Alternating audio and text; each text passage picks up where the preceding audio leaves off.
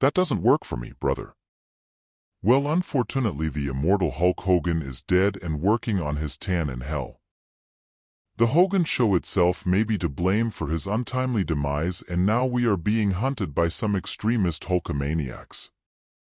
But we still love Hulk Hogan, and the Hulkster lived an exciting and amazing life.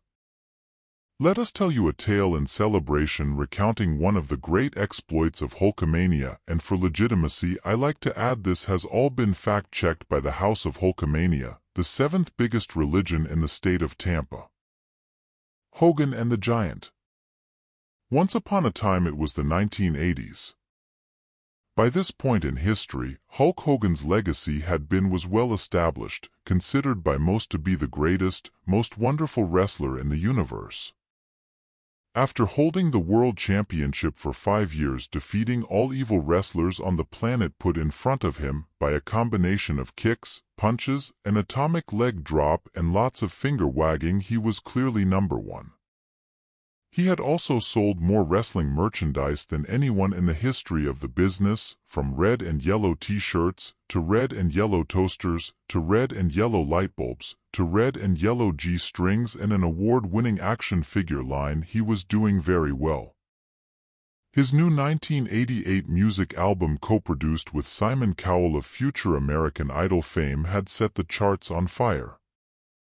His success was like the Midas touch.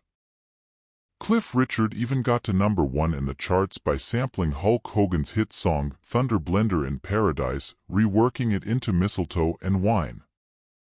Hulk Hogan fame and success was a double-edged sword, as with the success came a lot of jealousy. None so more than his best friend Andrew. Andrew the Giant, despite being French, had been the most famous wrestler in the history of mankind until Hulk Hogan walked in the door flexing his mighty pythons. From 1950 till the early 80s, after shooting to fame in the 50s after footage of him throttling Charles de Gaulle during a promo made international headlines, he went on to tour the world, winning 100-person Battle Royal Rumbles and fighting Godzilla to a draw outside the Tokyo Dome in April 1973. But now it was the 1980s. He had slowed down and got jealous of the new hip designer drug everyone was snorting. Hulkamania. Andrew the Giant stood at an impressive 7'5", making him the biggest wrestler known. Rumors his great-grandmother may have been the Statue of Liberty have been considered likely true, even though the DNA test said different. Now we will never know if Andrew was angry or jealous, as he spoke in a deep voice hard to understand in a dead language known as French, that nobody alive speaks anymore. But from the look on his face and actions we believe he was upset with Hulk Hogan.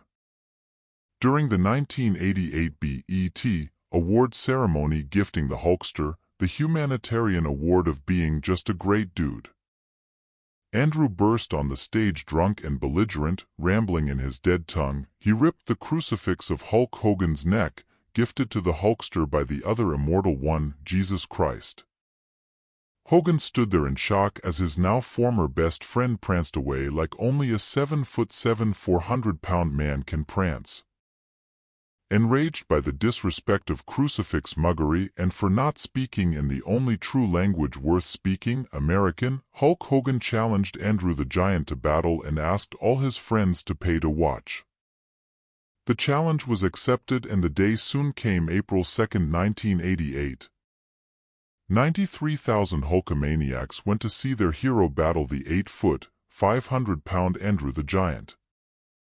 At an event named WrestleMania the Third, hosted at the Super Silver Dome in downtown Detroit, the two would battle.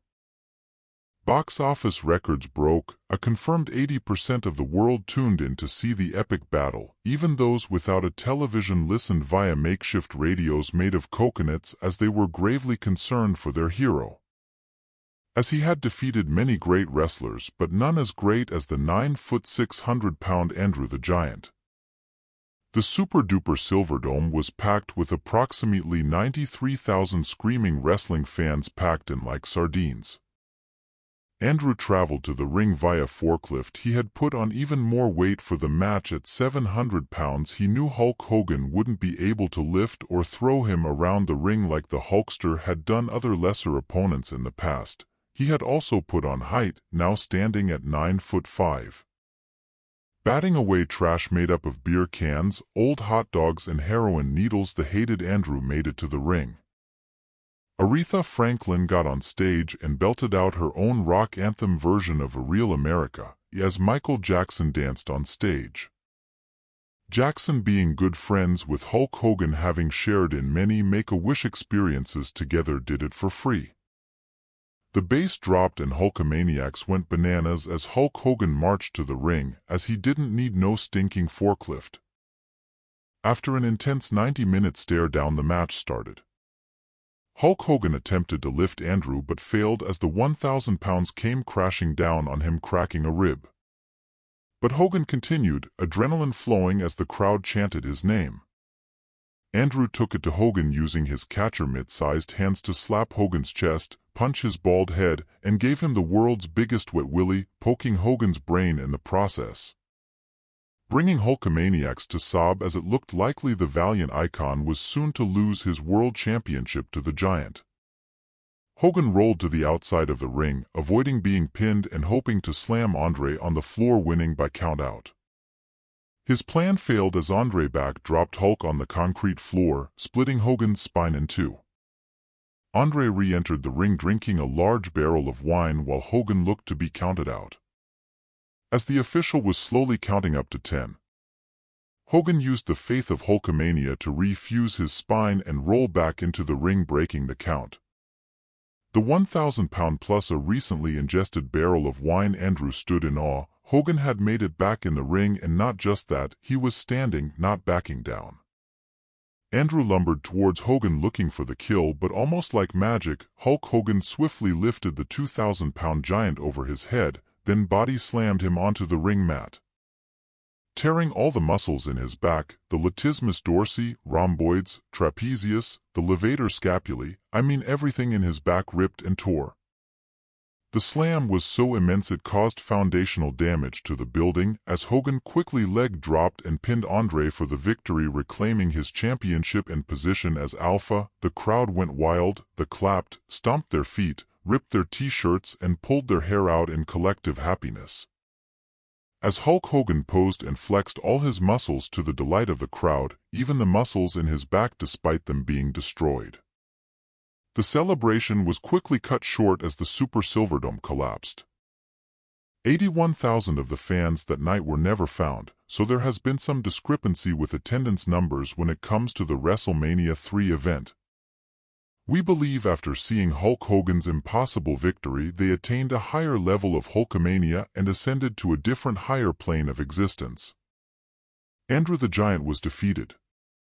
The damage was so bad from the body slam, leg drop, and a Silverdome falling on him, he succumbed to his wounds a few days later. On his deathbed, he apologized to Hogan for being a bit of a bell end. The Christ-like Hulk Hogan forgave Andrew. This left WWF with a problem. They had just lost their second biggest attraction. But thanks to the Jim Henson's workshop, a lot of sawdust, and the art of illusion, master puppeteer, a man called Ming managed to maneuver the corpse around the ring for some less than stellar fights against the Ultimate Warrior, keeping the matches short as possible. Unfortunately, some more eagle-eyed fans saw through the illusion and noticed Ming. WWF, instead of exposing the business, said the puppeteer was in fact Andrew's new tag team partner, a badass Tongan called Haku. For 2 years Haku puppeteered a corpse and wrestled, even managing to win a tag team title with it in 1990.